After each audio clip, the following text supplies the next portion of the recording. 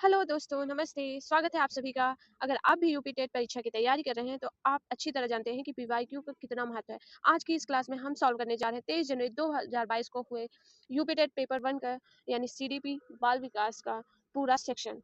तो इस पेपर में आए हुए 30 सवालों को ना सिर्फ हम देखेंगे, बल्कि हम जानेंगे कि इनसे और भी क्या प्रीवियस ईयर में क्वेश्चंस पूछे गए थे या आगे क्या पूछे जा सकते हैं, उनके बारे में भी हम जानेंगे। क्लास के एंड में मुझे कमेंट करके जरूर बताइएगा कि इन 30 क्वेश्चंस में से आपके कितने सही हुए, और आपको अगर कोई और भी वीडियो चाहिए तो उसके लिए नीचे कमेंट में जरूर बताइएगा।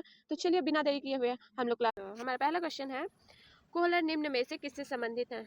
Kohler is associated with which of the following? अभिप्रेरणा का सिद्धांत, अधिगम के सिद्धांत, व्यक्तित्व के सिद्धांत या विकास के सिद्धांत? तो जो कोहलर हैं वो संबंधित हैं थ्योरी ऑफ लर्निंग। इन्होंने सीखने के नियम दिए थे, जिसमें इन्होंने जो है इन्होंने किसके ऊपर प्रयोग किया था? तो इन्होंने प्रयोग किया था कोहलर ने प्रयोग किया था एक चिंपैंजी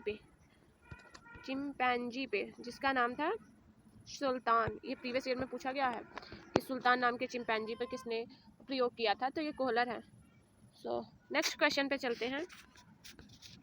मैकडूगल के अनुसार मूल प्रवृत्तियों की संख्या होती है। According to McDougall the number of instincts are 15, 10, 12 या 14। तो मैकडूगल ने टोटल 14 मूल प्रवृत्तियों की संख्या दी है, तो इस 14 यानी 14। नेक्स्ट क्वेश्चन पे चलते हैं। मानसिक उद्वेलन प्रतिमान का प्रयोग निम्न में से किसके शिक्षण हेतु किया जाता है? The brainstorming model of teaching is used to improve which of the following? समझ यानी अंडरस्टैंडिंग, समस्या समाधान यानी प्रॉब्लम सॉल्विंग, सृजनात्मकता यानी क्रिएटिविटी या अनुप्रयोग यानी एप्लीकेशन। तो जो ब्रेन स्टॉर्मिंग है ये हमारी क्रिएटिविटी यानी सृजनात्मकता के लिए यूज की जाती है।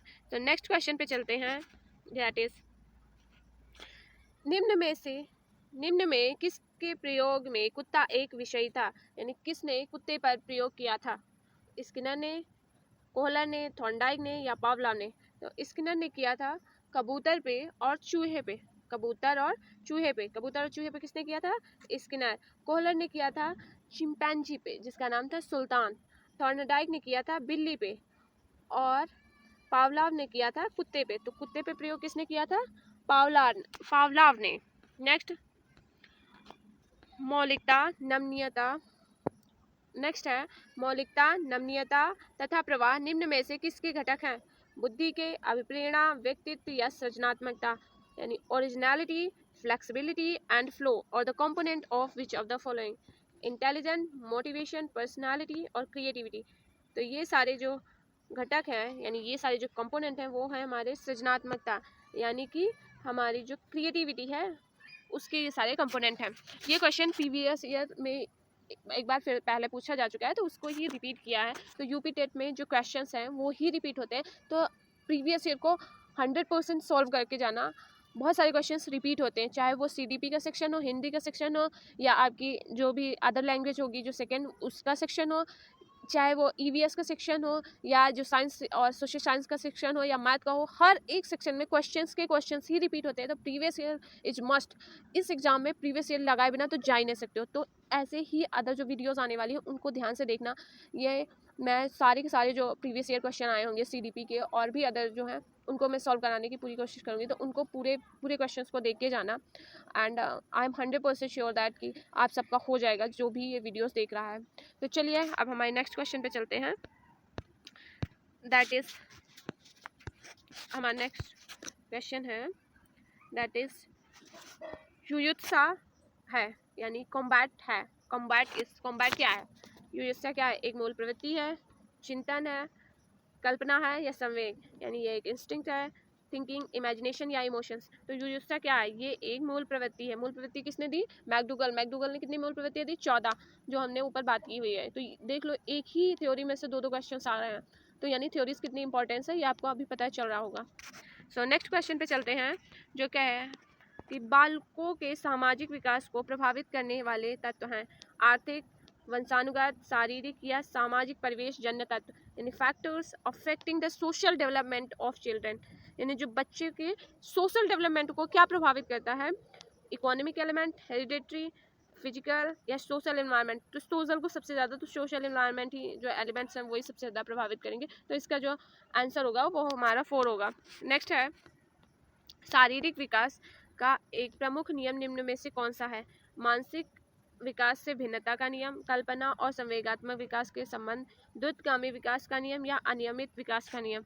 तो जो शारीरिक विकास होगा यानी कि जो हमारा फिजिकल डेवलपमेंट होगा, इसका जो प्राइमरी लॉ क्या है? तो ये है द्रुतगामी विकास का नियम। यानी जो बच्चा है उसका रैपिड ग्रोथ होती है, जो बच्चा है उसकी जो फिजिकल है वो बहुत ही रैपिडली ग्रोथ होती है। आप देखते हो छोटे बच्चों को, उसकी ग्रोथ कितनी जल्दी हो जाती है। वो 1 महीने में या 2 महीने में कितना छोटा सा होता है और 1-2 साल में देखो कितना बड़ा हो जाता है। तो उसकी रैपिड जो ग्रोथ होती है उसके बारे में फिजिकल डेवलपमेंट होती है। सो नेक्स्ट क्वेश्चन है क्वेश्चन नंबर 9, दैट इज निम्न में से कौन सा विकास का सिद्धांत नहीं है? Which of the following is not the theory of development? अनुकूलित प्रत्यावर्तन सिद्धांत यानी थ्योरी ऑफ कंडीशनड रिफ्लेक्स, या समान प्रतिमान का सिद्धांत थ्योरी ऑफ यूनिफॉर्म पैटर्न, परस्पर संबंध का सिद्धांत यानी थ्योरी ऑफ इंटररिलेशन, या निरंतर विकास का सिद्धांत यानी थ्योरी ऑफ कॉन्टिन्यूअस ग्रोथ। तो जो हमारी इसमें नॉट पूछा हुआ है इस पर ध्यान देना। तो यानी विकास का सिद्धांत नहीं है, निरंतर विकास का सिद्धांत है। परस्पर संबंध यानी जो फिजिकल, कॉग्निटिव, इमोशन, सोशल, ये सारे जो परस्पर अपने आप में इंटर रिलेट होते हैं, तो ये भी है।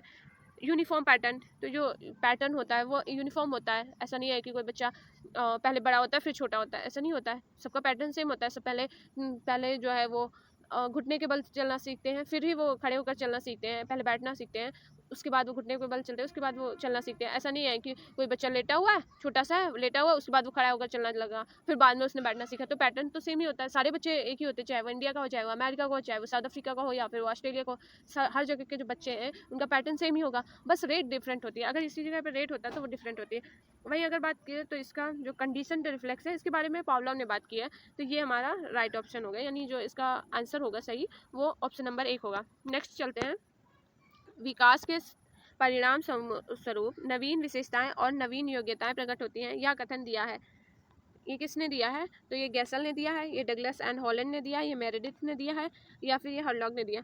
तो ये जो स्टेटमेंट है ये हरलॉग ने दिया है। ऐसे एग्जाम में आपने देखा होगा यूपीटेट में जो परिभाषाएं हैं वो पूछी जाती है कि ये परिभाषा किसने दी है। तो इनको भी करके ज़रूर जाना।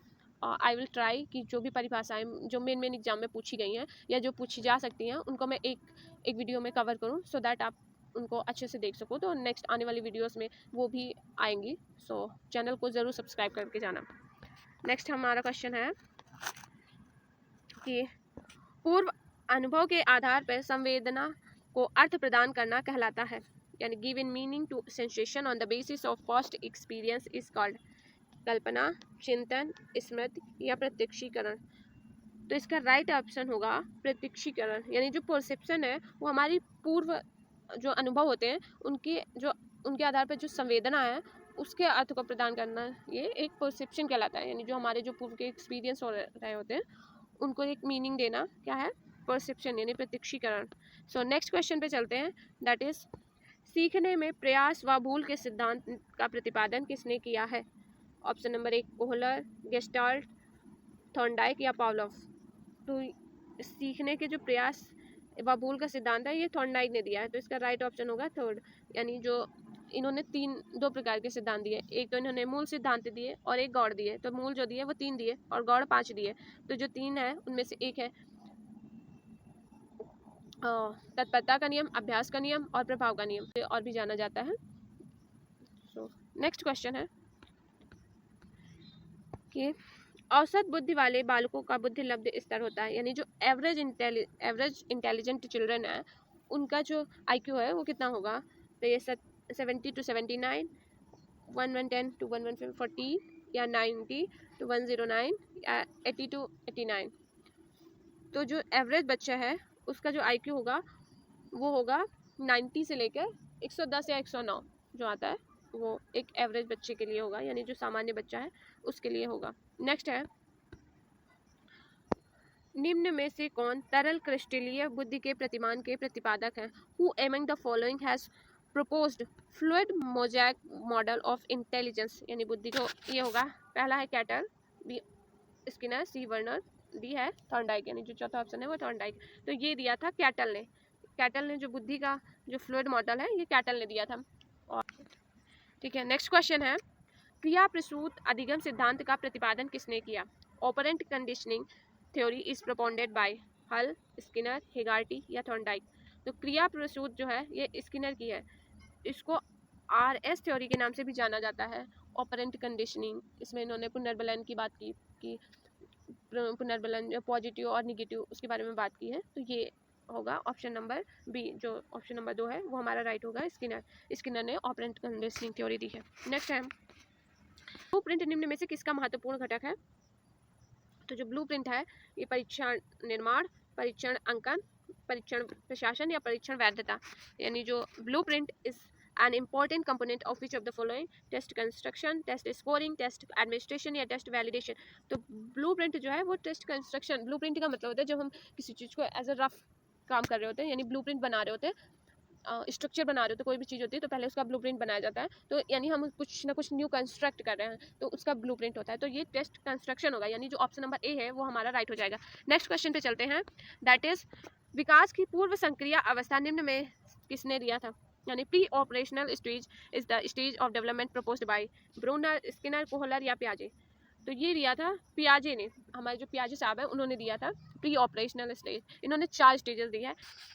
पहली है सेंसरी मोटर, सेकंड है प्री ऑपरेशनल, थर्ड है कंक्रीट ऑपरेशनल और चौथी है फॉर्मल ऑपरेशन। जो पहली है ये 0 से लेकर 2 वर्ष तक, प्री ऑपरेशनल चलती है 2 से लेकर के 7 वर्ष, कंक्रीट ऑपरेशनल 7 से लेकर के 11 वर्ष और फॉर्मल ऑपरेशन 11 के बाद की अवस्था। पियाजे विकास को डिसकॉन्टिन्यूअस मानते हैं। वहीं अगर बात की जाए वाइगॉत्स्की की तो वो विकास को कॉन्टिन्यूअस मानते हैं। सो नेक्स्ट क्वेश्चन पे चलते हैं, MPPI परीक्षण का उपयोग निम्न में से किसके मापन में किया जाता है? व्यक्तित्व, सृजनात्मकता, संप्राप्ति या बुद्धि, यानी पर्सनालिटी, क्रिएटिविटी, अचीवमेंट या फिर इंटेलिजेंस। तो MPPI जो टेस्ट है ये यूज होता है पर्सनालिटी के मापन में, यानी कि ऑप्शन नंबर ए सही होगा। नेक्स्ट क्वेश्चन पे चलते हैं, जो है कि अधिगम हेतु निम्न में क्या सर्वाधिक आवश्यक है? यानी सबसे ज़्यादा क्या इंपॉर्टेंट है? अभिप्रेरणा, निर्देशन, परिपक्वता या रुचि, यानी सबसे ज़्यादा क्या इंपॉर्टेंट है? मोटिवेशन, गाइडेंस, मैचुरेशन या इंटरेस्ट। तो सबसे ज़्यादा इंपॉर्टेंट है मोटिवेशन। नेक्स्ट क्वेश्चन पे चलते हैं, शैशव काल का समय है 12 से 18 वर्ष, 15 वर्ष, जन्म से 6 वर्ष या जन्म से 2 वर्ष। तो इन्फेंसीहुड का जो पीरियड है वो है जन्म से लेकर के 2 वर्ष तक। नेक्स्ट, कोहलर अपने प्रयोग से यह सिद्ध करना चाहते थे कि अधिगम क्या है? समग्र परिस्थिति का प्रत्यक्षीकरण, यानी the perception of whole situation, या मानव का अधिगम प्रयोजनपूर्ण है, यानी ह्यूमन लर्निंग इज पर्पसफुल, या फिर जानवरों में मनुष्य से श्रेष्ठ है, better in animal than human being, या एक स्वतंत्र क्रिया है इन एन इंडिपेंडेंट एक्टिविटी।